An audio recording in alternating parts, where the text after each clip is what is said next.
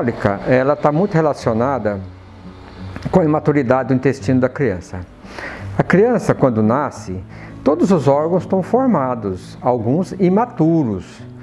Por exemplo, para vocês entenderem melhor, quando a criança nasce, o pescocinho é mole, ela não firma o pescoço. Depois de certo tempo, 2 meses e meio, 3 meses, começa a firmar o pescoço. Assim acontece com o intestino, com o estômago, o intestino, né? Intestino delgado, intestino grosso. Quando a criança está no útero materno, ela não ingere alimentos pela boca, ela é alimentada pelo cordão umbilical, vai tudo pelo sangue. O que a criança precisa vai pelo sangue da mãe. Ele vai desenvolver. Quando a criança nasce, ela tem que começar o quê? A se alimentar. É leite materno, é leite fórmula, né? Algumas pessoas, às vezes, têm o hábito de dar chá para a criança, que a gente contraindica, que pode fazer o mesmo efeito, provocar gases e provocar a dor, a cólica. Bom, quando esse alimento cai no estômago da criança, do recém-nascido, o que acontece? Há uma formação excessiva de gases pela própria maturidade do intestino. Isso é normal em todas as crianças, isso é fisiológico, ou seja, é próprio do ser humano.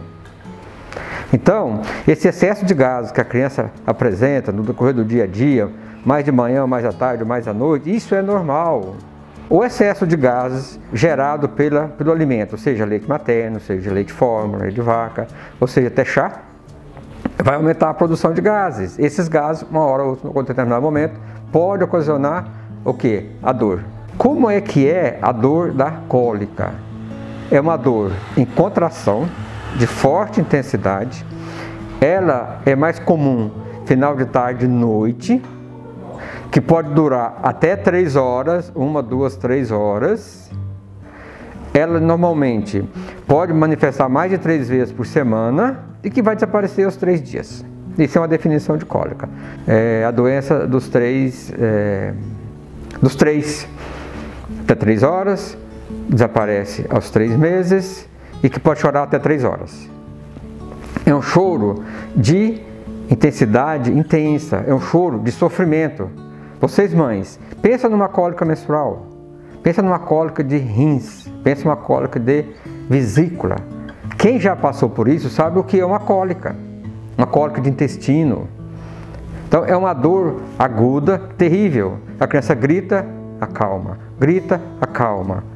A mãe, no modo geral, perde assim, até o jeito de lidar com a criança. Como é difícil, porque não é qualquer coisa que você faz que vai resolver.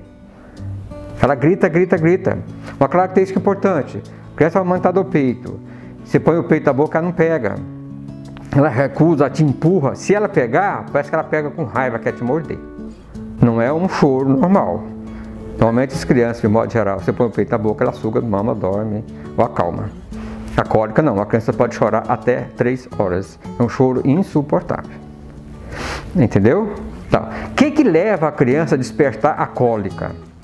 Alguns fatores, pela própria imaturidade do intestino, chama desmotilidade gastrointestinal. Desmotilidade gastrointestinal. Isso é imaturidade própria do intestino.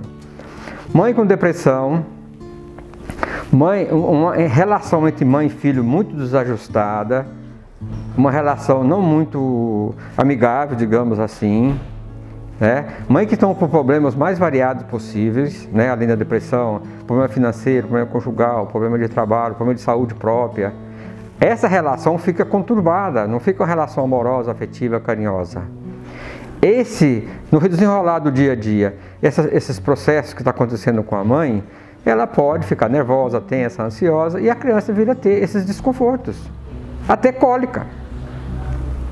Grande parte de choros em crianças, não só cólica, em crianças menores, 2, 3 meses, está muito relacionado com essa inter-relação mãe-filha.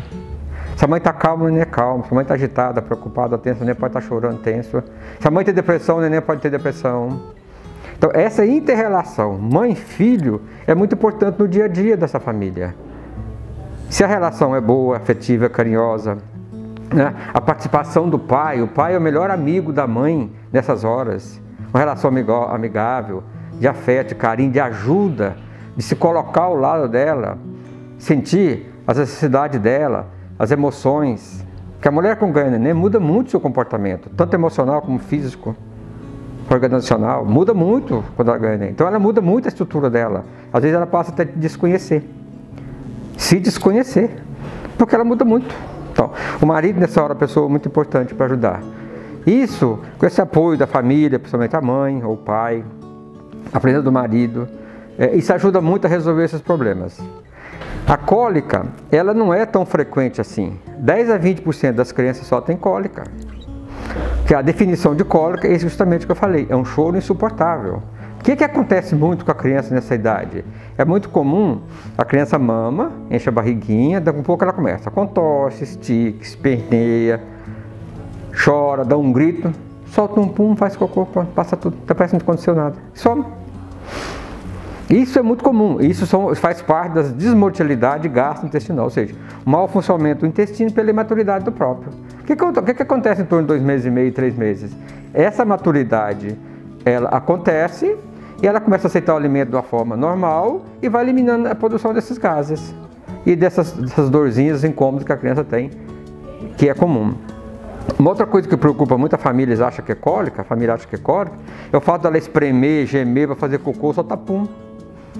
Isso é normal, isso é fisiológico.